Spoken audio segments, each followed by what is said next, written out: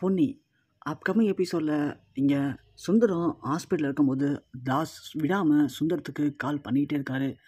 சுந்தரம் அதை பார்த்ததும், ஆஹா இவன் வேறு கால் பண்ணிகிட்டே இருக்கானே, இவனுக்கு இந்த பணத்தை கொடுக்கல அப்படின்னா கண்டிப்பாக நமக்கு தேவையில்லாத பிரச்சனை வரும். முதல்ல இவனுக்கு போயிட்டு இந்த பணத்தை கொடுக்கணும்.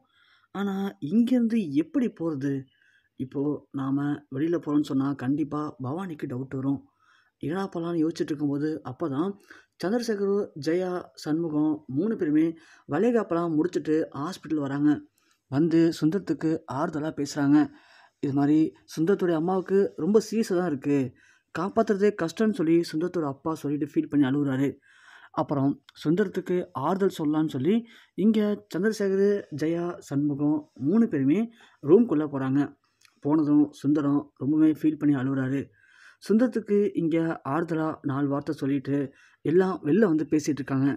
ஒன்றும் பயப்பட வேணாம் மாப்பிள்ள, நான் டாக்டர்கிட்ட பேசிட்டேன், எவ்வளோ செலவானாலும் பரவாயில்ல, கண்டிப்பாக உங்கள் அம்மாவுக்கு எதுவும் ஆகாது, நீங்கள் தைரியமாக இருங்க அப்படிங்கிற மாதிரி இங்கே சொல்ல, சுந்தரமும் சரின்னு சொல்லிட்டு வளைகாப்பெல்லாம் எப்படி மாமா போச்சு, உஷா ஓகே தானே, ஒன்றும் பிரச்சனை இல்லைன்னு கேட்கும்போது, உஷாவுக்கு நீங்கள் இல்லைங்கிற ஒரே ஒரு கவலை மட்டும் தான் மாப்பிள்ள, மற்றபடி ஃபங்க்ஷன் நல்லபடியாக ரொம்ப சூப்பராக போச்சு அப்படின்னு சொல்லி இங்கே சந்திரசேகர் சொல்கிறாங்க.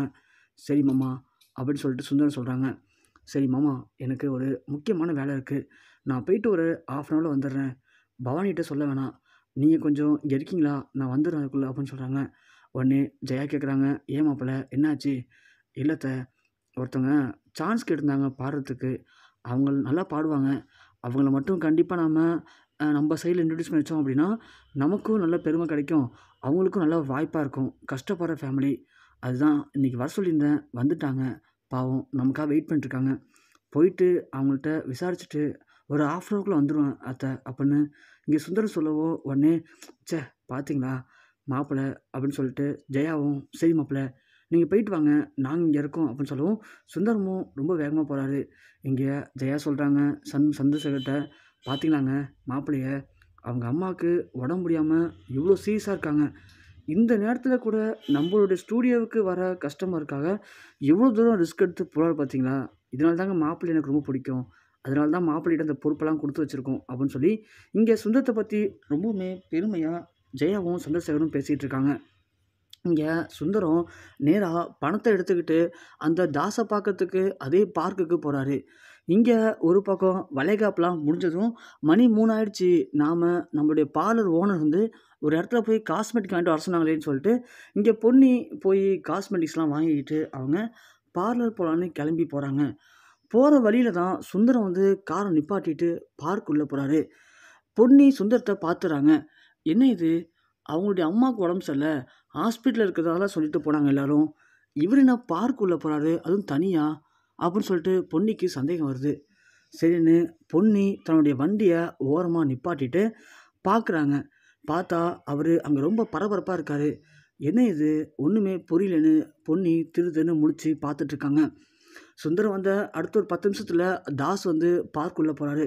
போயிட்டு என்ன மச்சான் வந்து ரொம்ப நாள் ஆச்சா, சாரி மச்சான் வர வழியில் கொஞ்சம் டிராஃபிக், அதான் லேட் ஆகிடுச்சு, நீங்களும் தப்பாக நினச்சிக்காதீங்க அப்படின்னு இங்கே தாஸ் பேசிவிட்டு சுந்தரத்துக்கிட்ட பணத்தை வாங்குகிறான்.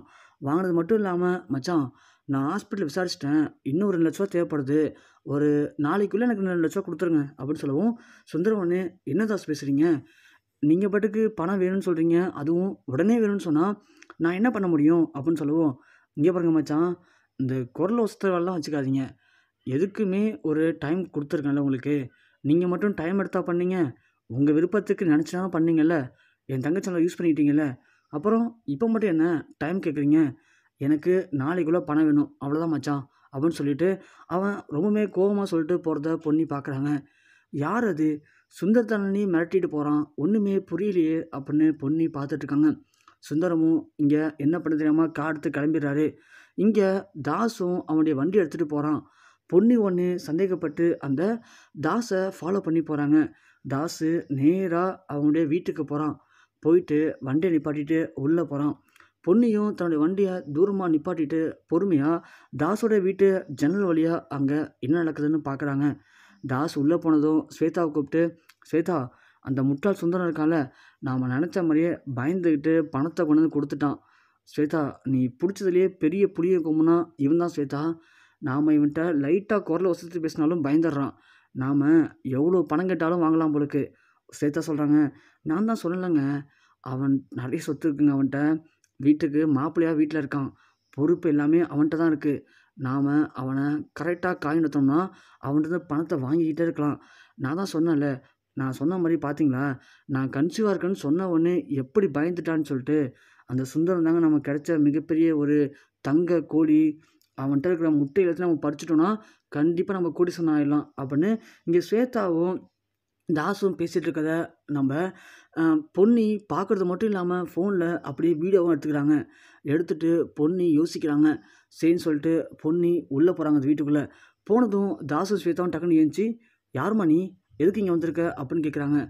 ஏங்க இதெல்லாம் ஒரு பொழப்பா உங்களுக்கு அப்படின்னு பொன்னி கேட்க, இங்கே போகிறம்மா என்னம்மா பேசுகிற, யார் நீ முதல்ல அப்படின்னு சொல்லவும், நீங்கள் சுந்தரத்தை பார்த்தது, சுந்தரத்தோட பணத்தை வாங்கினது, இங்கே வந்து நீங்கள் பேசிட்டு இருந்தது எல்லாத்தையுமே நான் கேட்டுட்டேன் அப்படின்னு சொல்லவும், இங்கே ஸ்வேதாவும் தாசுவும் திருன்னு முடிக்கிறாங்க. இங்கே பாரும்மா, இது உனக்கு தேவையில்லாத வேலை. நீ யார் ஃபஸ்ட்டு, உனக்கு என்ன வேலை இங்கே, பார்த்தா என்ன பிரச்சனை உனக்கு எங்களுக்கு இப்போது, நீ கிளம்பு முதல்ல அப்படின்னு சொல்கிறாங்க. இங்கே பாருங்கள், பார்த்தது மட்டும் இல்லாமல் இதில் வீடியோ எடுத்து வச்சுருக்கேன். இந்த வீடியோவை என்னுடைய ஹஸ்பண்ட், என்னுடைய ஃப்ரெண்ட்ஸ் எல்லாருக்கும் அனுப்பிட்டேன், புரிதுங்களா?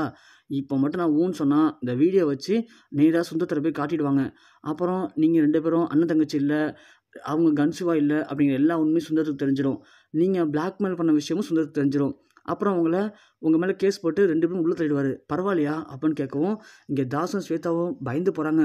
இங்கே பாரும்மா, யாரும்மா நீ, உனக்கு சுந்தரத்தை தெரியுமா, உனக்கு என்னம்மா பிரச்சனை இப்போது அப்படின்னு சொல்லி பேசுகிறாங்க. உடனே பொன்னி சொல்கிறாங்க சாமர்த்தியமாக. அப்போ தான் பொன்னி பேசுகிறாங்க, இங்கே பாருங்கள், சுந்தரத்தை அண்ணனை எனக்கு நல்லாவே தெரியும். நானும் அதே வீடு தான். சுந்தர அண்ணன் மோசமானவர்னு எனக்கு தெரியும். அதை பயன்படுத்தி நீங்கள் அவர்கிட்ட பணத்தை கொள்ளடிக்கிறீங்க. அது உங்கள் பிரச்சனை, அது தனியாக பண்ணிட்டு போங்க. இப்போது நான் சொல்கிற மாதிரி நீங்கள் கேட்டீங்க அப்படின்னா எந்த பட்சமும் இல்லை உங்களுக்கும் எனக்கும். நான் இந்த வீடியோ உங்கள்கிட்ட கொடுத்துருவேன். இல்லை அப்படின்னா இப்போ இந்த வீடியோ அமைச்சிருக்கேன்ல, அவங்களுக்கெல்லாம் சொல்லி இந்த வீடியோவை நெட்லேயும் சுந்தரத்துலேயும் அப்லோட் கொடுத்துருவேன்.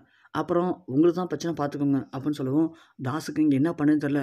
சரிம்மா நீ சொல்லு என்ன பண்ணணும்னு சொல்லு, உனக்கு என்ன பணம் வேணுமா, இந்தாம்மா நான் வாங்கிட்டு வந்த பணத்தில் பாதி கொடுத்துட்றேன், அந்த வீடு டெலிட் பண்ணிவிடுமா அப்படின்னு சொல்கிறாங்க. யாருக்கும் வேணும் உங்கள் பணம், எனக்கு பணம்லாம் வேணாம், எனக்கு அதை விட முக்கியமான ஒன்று வேணும், அதுவும் அந்த சுந்தரத்துலேருந்து வேணும். எனக்கு நீங்கள் ஹெல்ப் பண்ணீங்க அப்படின்னா நான் இந்த வீடியோ டெலிட் பண்ணிடுறேன் அப்படின்னு பொன்னி சொல்கிறாங்க. உடனே தாஸ் கேட்குறான், சொல்லுமா என்ன பண்ணணும் அதை சொல்ல மாட்டியே அப்படின்னு கேட்கவும், இங்கே பொன்னி ஒன்றும் இல்லைங்க, எனக்கு சொந்தத்தில் ஒரு ஹார்ட் டிஸ்க் இருக்குது, அந்த ஹார்ட் டிஸ்க்கை மட்டும் எனக்கு வாங்கி கொடுங்க, அது மட்டும் போதும் அப்படின்னு சொல்கிறாங்க. ஹார்ட் டிஸ்க்கா, ஏம்மா ஹார்ட் டிஸ்க்கு விலை 4000 தாம்மா, வாமா நான் உனக்கு எத்தனை ஹார்ட் டிஸ்க்னு வாங்கி தரேன் இப்பயே அப்படின்னு சொல்லவும், ஹலோ எனக்கு அவர் வச்சுருக்க ஹார்ட் டிஸ்க் தான் வேணும் அப்படின்னு சொல்கிறாங்க. ஏம்மா அதில் அப்படி என்ன தான் வச்சுருக்காரு, அதெல்லாம் உங்களுக்கு தேவையில்லாத விஷயங்க அப்படின்னு சொல்கிறாங்க பொன்னி. உடனே தாஸ் சரிம்மா உன் பேர் என்ன, நீ யார் அப்படின்னு கேட்குறாங்க. இதுவும் உங்களுக்கு தேவையில்லாத விஷயங்க, எனக்கு தேவை அந்த ஹார்ட் டிஸ்க்கு, உங்களுக்கு தேவை இந்த வீடியோ. எனக்கு நாளைக்கு இல்லை நாளான்னைக்குள்ளே அந்த ஹார்ட் டிஸ்க்கை எனக்கு வாங்கி கொடுத்துருங்க, நான் இந்த வீடியோவை உங்கள்கிட்ட கொடுத்துட்றேன். இல்லை அப்படின்னா இந்த வீடியோ கொண்டு போய் நான் சுந்தரத்தில் கொடுத்துருவேன் பார்த்துக்கோங்க அப்படின்னு இங்கே பொன்னி மிரட்டவும், தாஸும் ஸ்வேதாவும் சரிம்மா நீ ஒன்றும் அவசரப்பட வேணாம், அவன் லட்சங்களில் பணம் கட்டாலே கொடுத்துருவான், இந்த ஹார்ட் டிஸ்க்காக கொடுக்க மாட்டான், நான் அவன்கிட்ட ஹார்ட் டிஸ்க் உனக்கு வாங்கி கொடுத்துட்றேன், நீ அது வரைக்கும் கொஞ்சம் பொறுமையாக இருந்தால் போதுமான்னு சொல்லி இங்கே தாஸ் சொல்லவும், அது உங்கள் கையில் தான் இருக்குது அப்படின்னு சொல்லிட்டு பொன்னி தாஸுடைய நம்பரை வாங்கிட்டு அங்கேருந்து கிளம்பிடுறாங்க. தாஸுக்கு இங்கே ஒன்றுமே புரியல. தாஸும் ஸ்வேதாவும் பேசிக்கிறாங்க. யாருங்க இது, ஒன்றுமே புரியலையே அப்படிங்கும்போது, அதான் ஸ்வேதா எனக்கும் தெரியல, நம்மளை கரெக்டாக ஃபாலோ பண்ணி வந்திருக்கா, சுந்தரத்தை தெரியும்னு சொல்கிறா, சுந்தரத்தை அண்ணன்னு சொல்கிறா, எனக்கு ஒன்றுமே புரியலையே, சுந்தரத்திட்ட ஏதோ ஹார்ட் டிஸ்க் இருக்குன்னு சொல்கிறா, அதை வாங்கி கொடுத்தா நான் கொடுத்துறேன்னு சொல்கிறா. சரி விடு, ஒன்றும் பிரச்சனை இல்லை, நாம் சுந்தரத்துக்கு கால் பண்ணி எப்போதும் போல் பணத்தை எப்போ தருவீன்னு கேட்டுட்டு, நீங்கள் ஒரு ஹார்ட் டிஸ்க் வச்சுக்கிங்களா அந்த ஹார்ட் டிஸ்க்கை கொடுன்னு சொல்லி கேட்போம். அதுக்கு சுந்தரம் என்ன பண்ணுறான்னு பார்ப்போம். அந்த ஹார்ட் டிஸ்க்கை மட்டும் வாங்கி அந்த பொண்ணு கொடுத்துட்டோன்னா நாம் தப்பிச்சிடலாம், அப்போ நமக்கு எந்த பிரச்சனையும் இருக்காது ஸ்வேதா அப்படின்னு சொல்லவும், சரிங்க அதுக்கு ஏதாவது ஒரு பிளான் போடுவோம், பிளான் போட்டு எப்படியாவது அந்த ஹார்ட் டிஸ்க்கை வாங்கி அந்த பொண்ணை கொடுத்துருவோம் அப்படின்னு இங்கே ஸ்வேதாவும் தாஸும் முடிவு பண்ணுறாங்க.